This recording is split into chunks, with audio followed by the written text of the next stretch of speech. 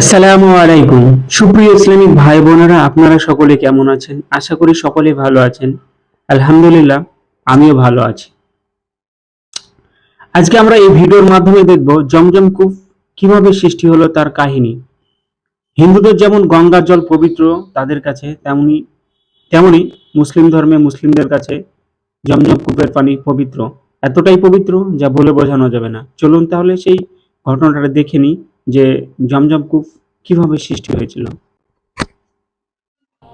আসসালামু আলাইকুম প্রিয় দর্শক, জমজমের পানি ঝর্ণার আকারে বের হয়েছিল, তাহলে এটি কিভাবে কুয়ার আকারে রূপ নিল? কাবাঘর হজরত ইব্রাহিম আলাইসাল্লাম এবং হজরত ইসমাইল আলাইসাল্লাম পুনরায় নির্মাণ করেছিলেন, কিন্তু তার পূর্বে এটিকে কে তৈরি করেছিল? আজকের ভিডিওতে আমরা এই সমস্ত বিষয় জানতে পারব। হজরত ইব্রাহিম আলাইসাল্লামের দুইজন স্ত্রী ছিলেন। এর মধ্যে মহান আল্লাহ তালার আদেশ এলো, হে ইব্রাহিম, তুমি তোমার স্ত্রী হাজারা এবং পুত্র ইসমাইলকে নিয়ে মহান আল্লাহ তালার উদ্দেশ্যে বেরিয়ে পড়ো। মহান আল্লাহ তালার এই আদেশ আসবার সঙ্গে সঙ্গে হজরত ইব্রাহিম আলাইসাল্লাম তার স্ত্রী এবং পুত্রকে নিয়ে বেরিয়ে পড়লেন। হজরত ইব্রাহিম আলাইসাল্লাম এই দুজনকে নিয়ে সাফা এবং মারোয়া পর্বতের মাঝে পৌঁছে গেলেন। সেখানে তখন কোনো মানুষের বসবাস ছিল না। হজরত ইব্রাহিম আলাইসাল্লাম তাদেরকে কিছু খেজুর এবং একটি পানির পাত্র দিলেন। এরপর তিনি ফিরে যেতে লাগলেন। হজরত হাজরা আলাইসাল্লাম ইব্রাহিম আলাইসাল্লামের হাত ধরে বললেন, আমাদেরকে এইভাবে ফেলে কোথায় যাচ্ছেন? এখানে না আছে কোনো খাবার, না আছে কোনো থাকার জায়গা, আমরা এখানে কিভাবে থাকব? ইব্রাহিম আলাইসাল্লাম চুপচাপ ছিলেন।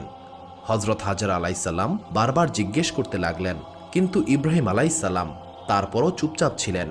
এরপর হজরত হাজরা আলাইসাল্লাম জিজ্ঞাসা করলেন, এটি কি আল্লাহ তালার হুকুম? তখন ইব্রাহিম আলাইসাল্লাম হাসূচক মাথা নাড়লেন। তখন হজরত হাজরা আলাইসাল্লাম বললেন, যদি মহান আল্লাহ তালার এটি হুকুম হয়ে থাকে তবে তিনি নিশ্চয়ই আমাদের হেফাজত করবেন।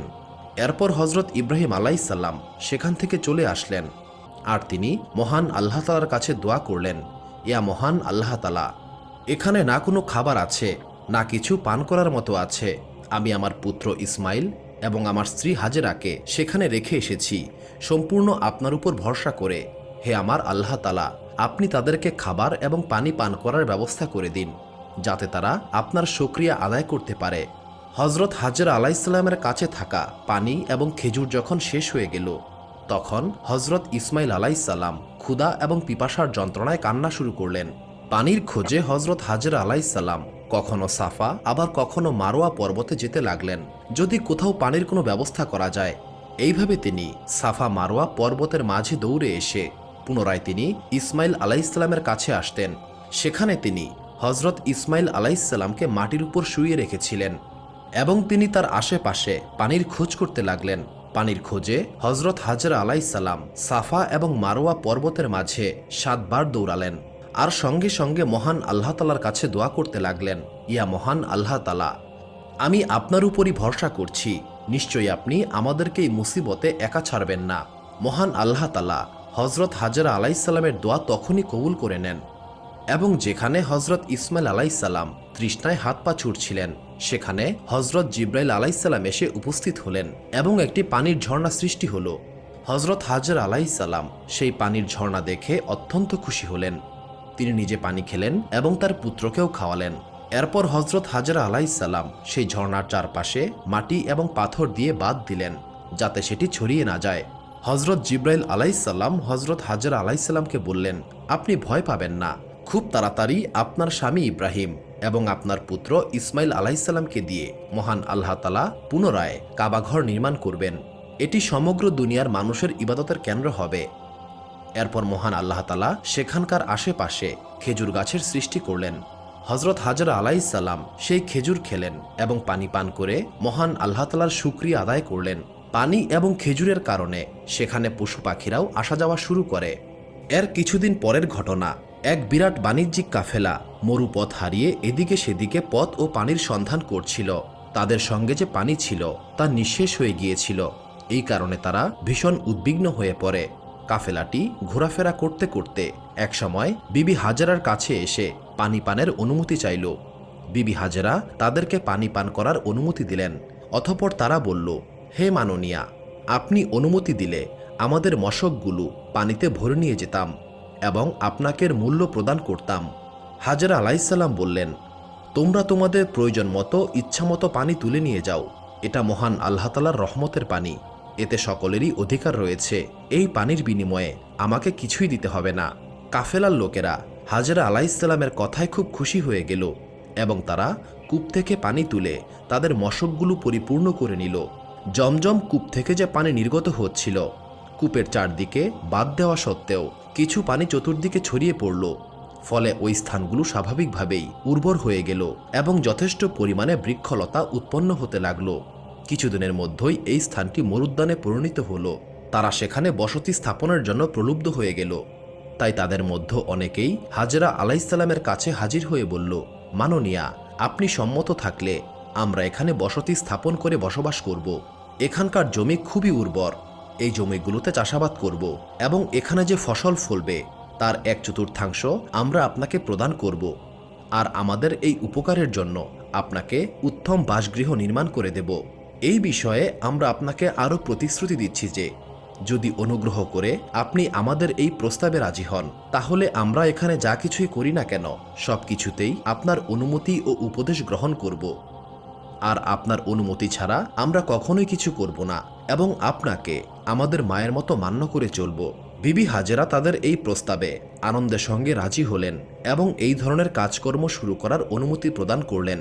বিবি হাজেরার এই অনুমতি লাভ করে তারা সেখানে ঘরবাড়ি নির্মাণ করল, বসবাস শুরু করল এবং সেখানকার জমিতে চাষাবাদ শুরু করতে লাগলো। চাষাবাদের ফলে উৎপন্ন শস্য এবং ফসলাদির সিকি অংশ ওয়াদা মতো তারা হাজেরা আলাইসাল্লামকে প্রদান করত। সর্বোপরি তারা বিবি হাজেরার জন্য পাহাড় থেকে পাথর এনে সুন্দর একটি বাড়িও নির্মাণ করে দিল। আর বিবি হাজেরাকে তারা অত্যন্ত সম্মান ও মর্যাদা প্রদান করতে লাগলো। সেখানকার জমি খুবই উর্বর ছিল বিধায় অল্প দিনের মধ্যেই সেখানে প্রচুর ফলমূল এবং শস্য উৎপন্ন হতে লাগলো। এই খবর চারদিকে প্রচারিত হবার পর দেশ বিদেশ হতে ব্যবসায়ীগণ ক্রয় বিক্রয় করতে এখানে আসতে শুরু করল। ইতিমধ্যেই সেখানকার অধিবাসীর সংখ্যা বৃদ্ধি পাওয়ায় নানা প্রকার বিদেশি পণ্য বিক্রির উদ্দেশ্যে আমদানি হতে লাগলো। এভাবেই ক্রমান্বয়ে এই শহরটি পৃথিবীর সেরা পবিত্র ও বিখ্যাত মক্কা নগরী নামে পরিচিত হয়ে গেল। তখনকার মানুষ বালতি এবং মশকের সাহায্যে পানি তুলত। বর্তমানে মানুষ মেশিনের সাহায্যে জমজম কূপের পানি উত্তোলন করে এবং বড় বড় ড্রামের সাহায্যে সেই পানি মসজিদে নববী পর্যন্ত পৌঁছে যায়। এখন জমজম কূপের ঝর্ণা কাবা থেকে মাত্র 31 কিলোমিটার দূরে। সাফা মারোয়া পর্বতকে কেটে ছোট করা হয়েছে আর এর চারপাশে সীসার দেয়াল তৈরি করে দেওয়া হয়েছে যাতে এর উপরে কেউ উঠতে না পারে, কারণ পূর্বে মানুষ এর উপরে উঠে যেত। বর্তমানে সাফা এবং মারোয়ার মাঝে একটি রাস্তা করা হয়েছে যেখান দিয়ে হজরত হাজেরা আলাইসাল্লাম দৌড়ে হজরত ইসমাইল আলাইসাল্লামের কাছে আসতেন। এই কারণে এখান দিয়ে সবাই দৌড়ে যায়। সাফা এবং মারোয়াতে দুটি রাস্তা। একটি রাস্তা বৃদ্ধদের জন্য যাতে তারা তাদের হুইল চেয়ার অথবা ইলেকট্রিক কার ব্যবহার করে তাদের 7 চক্কর পূরণ করতে পারে। জমজম কুয়ায় বর্তমানে 2টি মোটর লাগানো, একটি পপ 1 এবং অপরটি পপ 2। পালা করে 24 ঘন্টা একটি মোটর এবং 24 ঘন্টা অন্য মোটরটি চলে। কিন্তু আজ পর্যন্ত এই জমজম কূপের পানি শেষ হয়নি। এটি মহান আল্লাহ তাআলার একটি কুদরত। সুপ্রিয় ইসলাম ভাই ও বোনেরা, আপনারা ঘটনাটি শুনলেন, জমজম কূপ কীভাবে সৃষ্টি হয়েছে, এর বিস্ময়কর কাহিনী।